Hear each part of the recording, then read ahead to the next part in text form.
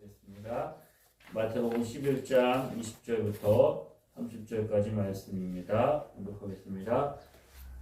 예수께서 권능을 가장 많이 행하신 보혈들이 회개하지 아니하므로 그때 책망하시되 화 있을진저 고라시나 화 있을진저 벳세다야 너에게 행한 모든 권능을 두로와 시돈에서 행하였더라면 그들이 벌써 베옷을 입고 죄에 앉아 회개하였으리라.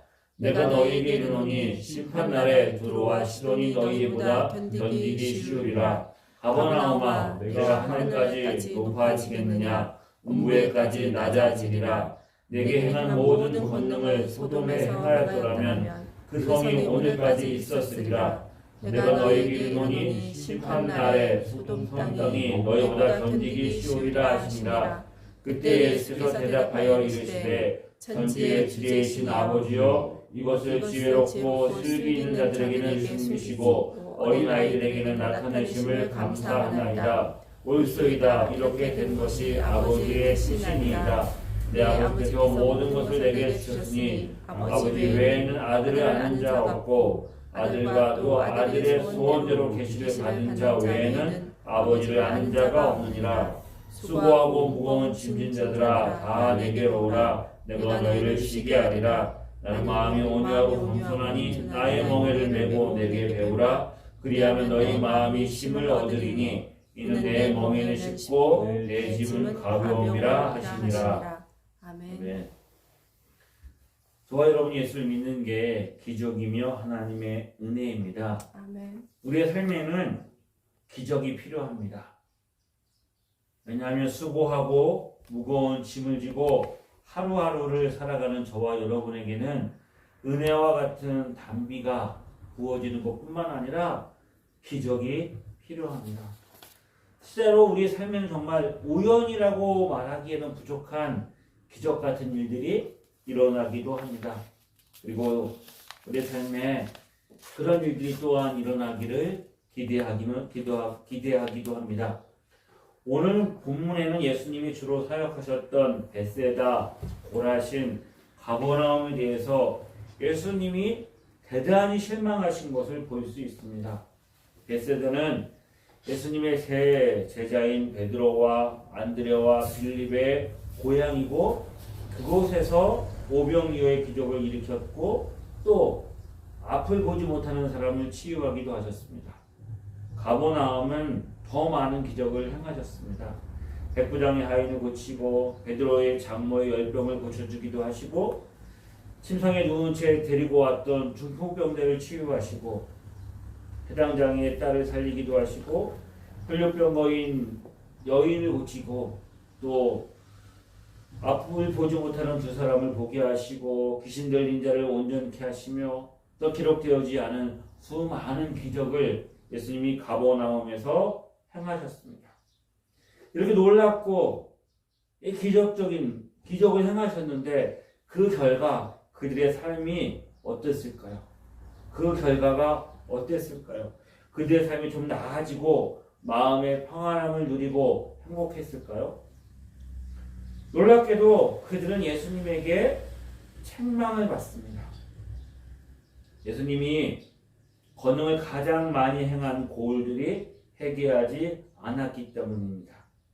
주님은 이방 나라인 두로와 시돈에 이런 일들을 행하셨더라면 예수님이 권능을 행하셨더라면 그들이 벌써 베옷을 입고 죄에 앉아서 회개했을 것이다 라고 말씀하십니다. 너에게 행한 기적들을 만약에 소돔 사람들이 경험했다면 창세기에 소돔이 회개하지 않아서 그들이 하나님부터 심판을 받았는데 그들이 구원을 받아서 소돔이 멸망하지 않고 지금까지 남아 있을 것이다 라고 말씀하십니다. 예수님이 권능을 행하셨습니다. 기적을 행하시면서 주님께서 그들에게 기대하고 있었던 것은 무엇이었을까요? 사람들이 권능을 행하시는 주님을 보고 기적을 체험한 다음에 그들이 회개하는 것이었을까요? 우리가 주님의 권능을 체험하고 기적을 경험하길 원하는 이유가 무엇입니까? 우리 인생 가운데 수고하고 무거운 짐이 있기 때문입니다. 수고하고 무거운 짐을 벗어버리려고 하는데 내 힘과 내 능력으로 되지 않습니다. 그 누군가의 도움이 필요한데 하나님이 기적같이 이 일들을 치워주시면 얼마나 좋을까. 그리고 우리는 이런 생각도 하지요. 많은 사람들이 기적을 행한 것을 간증하면 내 삶에도 그런 기적같은 일들이 경험되어지면 내가 정말로 회개하고 내 믿음도 더 좋아지고 더 열심히 신앙생활을 할 수 있을 거야. 근데 나에게는 왜 그런 일들이 안 일어나는 거야? 이런 생각을 하기도 하지요. 예수님이 책망하십니다. 너희가 그런 권능을 체험하고 기적을 경험했으면 예수 믿고 회개해야 하지 왜 회개하지 않는 거야? 라고 책망하는 말씀으로 들립니다. 그런데 바꿔서 생각해보면 우리가 권능을 경험하고 그리고 우리가 기적을 체험하고 어떤 능력이 우리 가운데 경험되어지면 예수를 믿을 수 있다라는 것을 우리는 전제하고 그렇게 이 문장을 받아들입니다. 정말 그럴까? 성경에 보면 정말 우리가 하나님의 권능을 경험하고 기적을 체험하고 그러면 우리가 하나님을 믿을 수 있을 거라고 생각을 하지만 그렇지 않다는 것을 구약 성경이 우리에게 이스라엘 백성을 통해서 증명하고 있습니다. 하나님께서 애굽에 종살이하고 있었던 이스라엘 백성들을 구원하기 위해서 애굽 땅에 10가지의 재앙을 내리시고 홍해를 가르시고 건너게 하십니다. 강야에서 반석에서 물을 내기도 하시고 불기둥과 구름기둥으로 그들을 인도하시며 만나와 메추라기로 먹이시고 하나님 놀라운 이적들을 행하셨습니다. 그런데 어떻습니까? 그들이 하나님을 믿고 하나님의 말씀을 따르고 순종했느냐? 성경에 보면 그들은 하나님을 거역하고 불순종합니다. 그래서 이스라엘 역사들을 회고하면서 시편에 이런 고백을 하고 있죠. 시편 106편 15절에 그러므로 여호와께서 그들이 요구한 것을 강야에서 이스라엘 백성들이 요구한 것을 그들에게 주셨을지라도 그들의 영혼은 쇠약하게 하셨도다. 하나님 그들이 부르짖었을 때 그들에게 놀라운 기적을 행했지만 그들의 영혼은 점점 시들어 갔습니다. 강야에서 이스라엘 백성들이 하나님에게 요구한 건 무엇일까요? 수고하고 무거운 짐을 내려놓는 것입니다. 그들의 피로가 채워지는 것입니다. 자신의 능력과 자신의 힘으로 해결할 수 없는 문제 앞에서 하나님이 개입하셔서 이 문제를 해결해 주는 것이었습니다. 하나님이 해결해 주셨지요. 그런데 여전히 수고하고 무거운 짐이 그들에게 있습니다. 인간의 욕심은 채워져도 만족함이 없습니다. 그래서 나중에 이들은 어디까지 가요? 모세와 아론을 향해서 하나님이 너희만 세웠느냐? 너희만 하나님이 세우신 지도자냐? 그러면서 하나님이 세우신 모세와 아론의 권위에 도전하지요. 실제로 예수님이 벳세다 강야에서 놀라운 기적을 행하셨습니다. 대표적인 기적이 무엇이었냐? 물고기 2마리와 보리떡 5개로 5,000명을 먹이고 12강줄이 남기는 오병이어의 기적을 행하셨습니다. 요한복음에 보면 그 기적을 그 자리에 있었던 사람들이 놀라운 예수님의 그 오병이어의 기적을 경험하고 난 다음에 예수님을 왕으로 세우려고 합니다. 예수님이 어디 계시는지 알아보고 예수님을 따라다닙니다. 많은 무리들이 예수님께 모였습니다. 하지만 예수님은 이렇게 말씀하시죠. 너희가 나를 찾는 이유는 이 표적을 보고 나를 믿으려고 하는 것이 아니라 너희가 떡을 먹고 배부른 까닭이다. 그러면서 예수님이 자신의 살과 피를 먹어야 되는 십자가의 복음을 선포하자 그들이 예수님을 떠나고 다시는 예수님을 따라다니지 않았습니다. 가버나움, 예수님이 자란 곳입니다. 아까 말한 것처럼 그곳에 예수님이 더 많은, 참으로 많은 권능을 행하셨습니다. 그 사람들은 누구보다 예수님을 잘 압니다. 예수님을 잘 알고 있었을 뿐만 아니라 예수님이 행한 기적을 경험하고 체험했어요. 그럼에도 불구하고 그들은 어떻다고요? 예수님을 믿지 않습니다. 예수님을 믿지 않을 뿐만 아니라 예수님을 배척합니다. 예수님이 가버나움에서 안식일에 해당에 들어가셔서 하나님의 말씀을 가르쳤습니다. 해당에서 가르치는 예수님의 말씀을 듣고 그들이 놀랐습니다.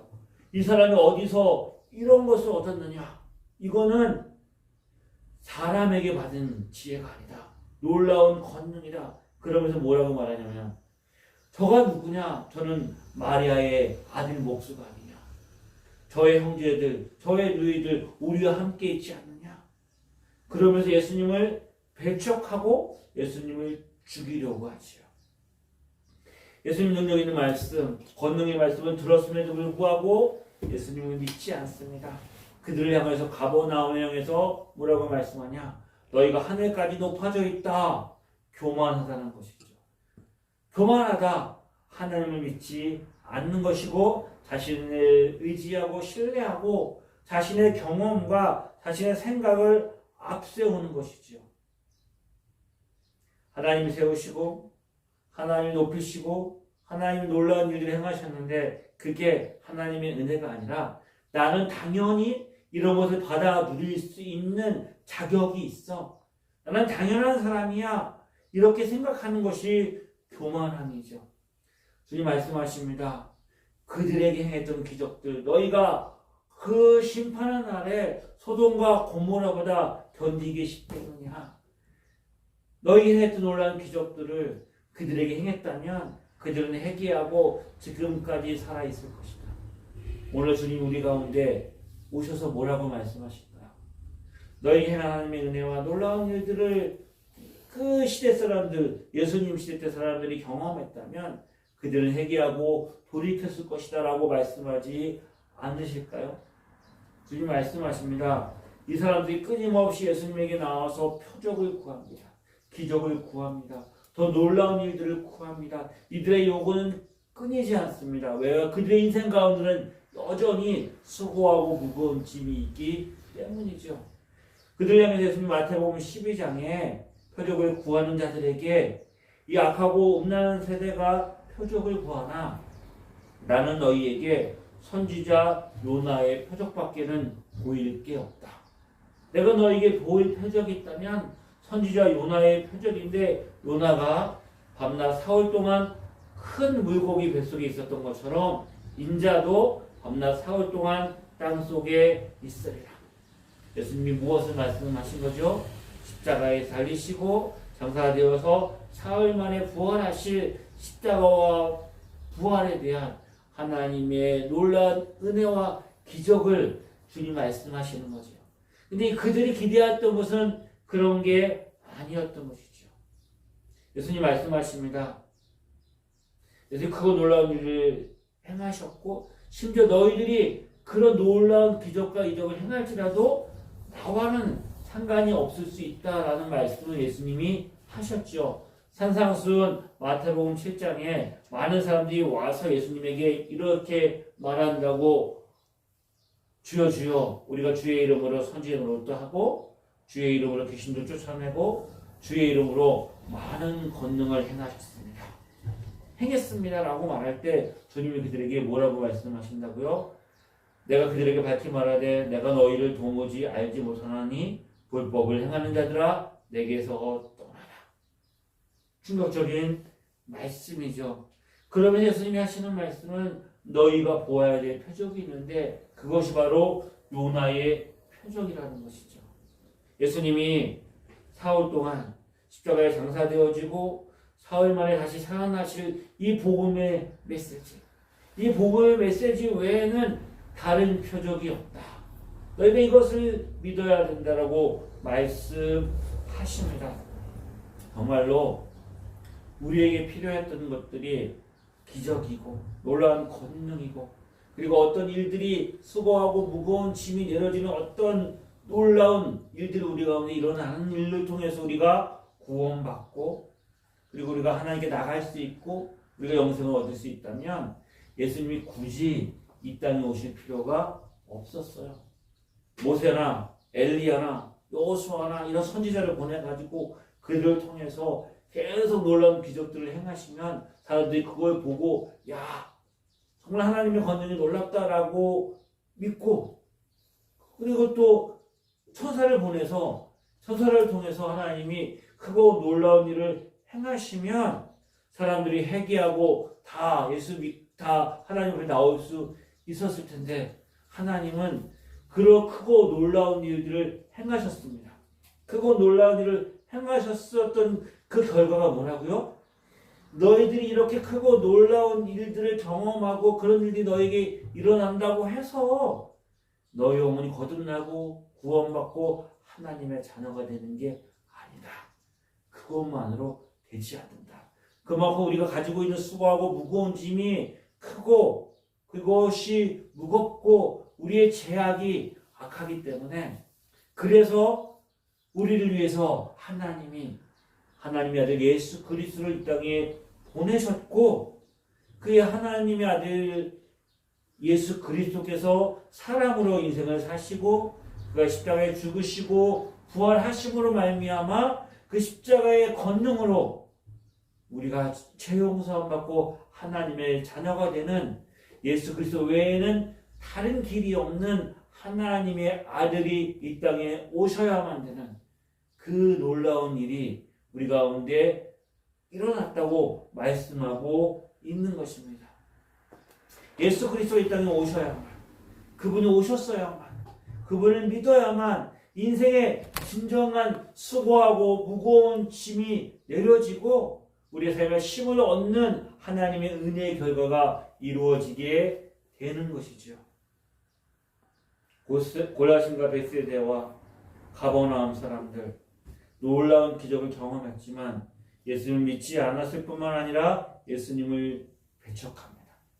우리의 삶에 하나님의 간섭하심, 하나님의 기적 같은 일들이 때로는 우연 같지만 우연을 포장한 하나님의 일하심, 그런 기적이 필요하지 않다는 이야기가 아닙니다.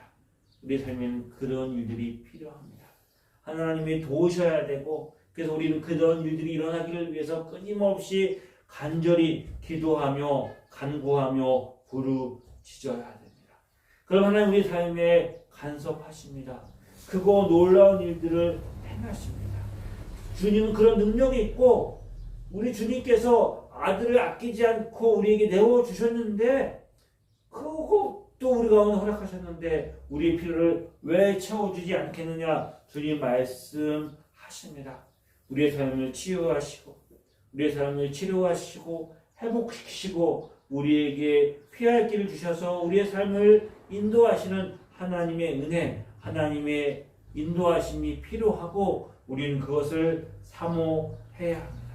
아멘. 그런데 그런 일들이 우리 가운데 일어나지 않는다고 해서, 내 삶에 그것이 경험되지 않는다고 해서 나의 믿음과 나의 신앙은 정말 의미가 없고 모자라고 연약하고, 그런 일이 일어나지 않는다고 해서 내 삶이 의미 없는 것이 아니다, 나는 좀 부족하다라고 생각하면 안 된다라고 주님이 말씀하고 있는 것입니다. 왜요? 우리 가운데 기적 중에 기적이 일어났기 때문입니다. 이게 무엇입니까? 저와 여러분이 예수 그리스도를 믿는 것입니다. 아멘. 예수를 믿고 예수 그리스도를 믿음으로 하나님의 자녀가 되었고 그 믿음을 가지고 살아가며 예배하는 것이 기적 중에 기적이고 하나님의 은혜입니다.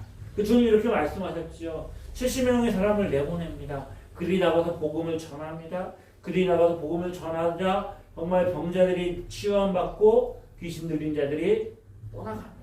그리고 의기양양해서 주님 앞에 나와서 보고합니다. 이런 일들이 일어났습니다. 그랬더니 주님도 말씀하시죠. 내가 그래 너희가 복음을 전할 때 사단이 하늘로부터 번개같이 떨어지는 거 봤다. 너희 크고 놀라운 일을 행했다라고 말씀하시면서 귀신들이 너에게 항복하는 것으로 기뻐하지 말고 너의 이름이 하늘에 기록된 것으로 기뻐하라. 너의 이름이 하늘에 기록된 것으로 기뻐하라. 하나님의 은혜가 죄인을 구원합니다. 하나님의 은혜가 아니면 어느 누구도 죄인이 회개하고 하나님께 나올 수 없습니다. 죄를 구원하기 위해서 하나님 우리 가운데 새로운 생명을 주시기 위해서 예수 그리스도께서 이 땅에 오셨습니다. 예수님 이 땅에 오셔서 인간의 몸을 입고 십자가에 죽으시고 부활하심으로 우리에게 영생을 얻게 하셨습니다. 이것이 우리의 삶에 나타난 놀라운 변화이며 기적입니다. 주님 말씀하십니다. 이런 모든 일들을 슬기롭고 지혜 있는 자들에게는 숨기시고 어린아이에게 나타나셨도다. 슬기롭고 지혜로운 자, 그들이 어떤 사람입니까? 교만한 자들입니다. 어린아이들 지혜도 없고 슬기도 없어요? 그럼 뭐가 있어요? 그저 하나님의 은혜가 필요하다는, 하나님을 의지하는 어린아이와 같은 그런 마음이 있는 것, 나 불쌍히 여겨주세요. 하나님 은혜가 아니면 어린아이가 엄마 아빠 없으면 그의 삶이 불안하고 살 수 없고, 엄마 아빠를 의지하는 것처럼 우리 인생에 하나님의 도우심과 은혜가 아니면 우리 살 수 없어요 라고 말하는 것이 지혜로운 자, 슬기로운 자, 세상으로 교만한 자가 아니라 하나님의 은혜를 아는 자들입니다. 하나님께서 이 모든 것을 예수님에게 주셨습니다.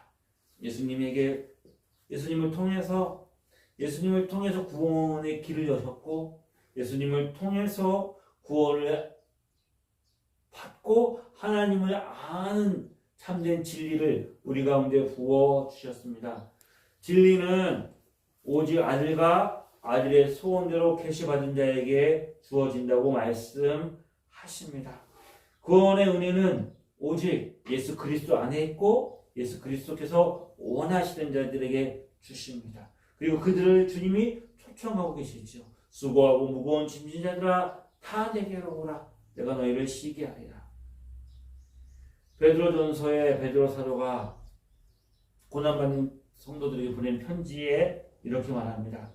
나는 예수님을 만났고 예수님을 보았고 예수님의 말씀을 들었고 예수님과 함께 있었고 예수님이 하신 모든 일들을 내가 보고 예수님 믿고 내가 이렇게 사도가 되었다.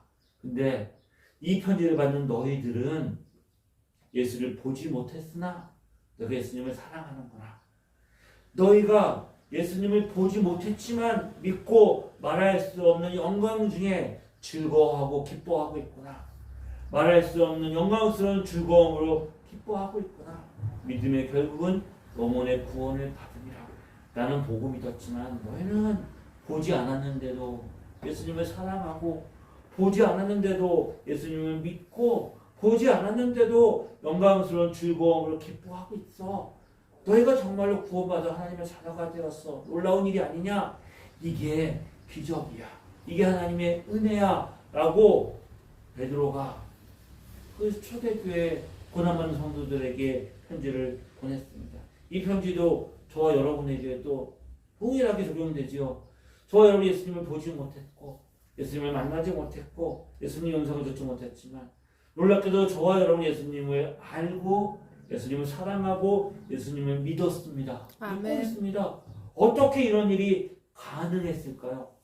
하나님이 우리를 부르시며 초청해 성령께서 역사하셔서 그 음성을 듣게 하셨고 믿게 하시고 우리를 주님 은혜 가운데 인도하셨기 때문입니다. 아멘. 수고하고 무거운 짐진 자 주님 부르고 계십니다. 주님 부르실 때 아멘하고 나가는 게 은혜이고 그게 기적입니다. 내 인생에 수고하고 무거운 짐을 내려놓고 벗고 참된 쉼과 평안함을 얻을 수 있는 거 주님밖에 없어요 라고 말하는 것, 이 신앙 고백이 은혜이고 기적입니다. 주님의 품이 아니면, 주님의 은혜, 주님의 품이 아니면 나의 죄악된 짐, 인생의 무거운 짐을 내려놓고 해결할 길이 없다. 하지만 주님이 계신다. 예수 그리스도를 통하여서 하나님의 은혜의 보좌 앞에 내가 언제나 담대히 나갈 수 있다. 그 놀라운 일이 나에게 일어났다. 라고 내 자신을 주님께 맡기고 믿음으로 살아가는 나의 삶이 뭐라고요? 기적이고 하나님의 은혜입니다. 그러므로 예수 그리스도를 믿고 사랑하고 예배하는 내 삶의 순간순간이 기적이고 하나님의 은혜입니다. 아멘. 우리의 삶이 그렇게 소망 있고 소중한 것을 알고 매일의 삶에 우리가 주님을 의지하고 주님을 믿음으로 우리 인생의 수고하고 무거운 짐을 내려놓고 주님이 주신 참된 평안과 기쁨과 힘을 누리고 살아가는 복된 은혜 저와 여러분이 있기를 주의 이름으로 축복합니다. 아멘. 기도하시겠습니다. 참 좋으신 하나님 아버지 은혜 감사합니다. 수고하고 무거운 짐 인생들을 부르시고 예수 그리스도 안에서 그것을 내려놓고 참된 평안과 안식을 쉼을 누리게 하시니 감사합니다. 아멘. 하나님 우리 가운데 예수 그리스도를 믿는 하나님의 자녀가 되어지는 놀라운 기적을 행하셨습니다. 그 열매가 그 결과가 우리 안에 일어났습니다. 우연히 일어난 것이 아니고 예수님이 우리 죄를 위해서 십자가에서 죽으시고 부활하시고 승천하셔서 성령을 우리에게 보내주신 하나님의 은혜이고 선물의 결과입니다. 아버지 하나님 우리 예수를 믿음으로 말미암아 하나님의 자녀가 되었고 구원받았지만 여전히 연약한 인생이기에 수고하고 무거운 짐이 우리 안에 있음을 기억합니다. 그것을 주님 앞에 내려놓을 수 있는 믿음도 허락하여 주옵소서. 아멘. 또한 정말 우리의 삶에 기적 같은 일이 필요합니다. 아버지 하나님 사람들이 안 된다고 말하지만 하나님은 모든 것을 하실 수 있사오니 우리의 연약함을 치유하시고 고치시고 회복시켜 주시옵소서. 아멘. 우리의 환경도 변화시켜 주옵소서. 우리의 고집도 꺾어 주시옵소서. 우리의 경험과 내 생각을 의지하고 있는 교만함도 내려놓게 하여 주시옵소서. 아멘. 참된 지혜가 주님 앞에 있음을 알고 그 주님을 의지하고 신뢰하는 하나님의 사람이 되게 하여 주옵소서. 감사드리며 살아계신 예수님의 이름으로 기도드립니다. 예수 그리스도의 은혜와 하나님 아버지의 크신 사랑하심과 성령의 인도하심이 예수 믿고 구원받아 하나님의 자녀로 하나님 기뻐하시는 삶을 살기를 소망하는 주의 자녀들 위해 지금부터 영원히 함께 하시기를 간절히 축원하옵나이다. 아멘.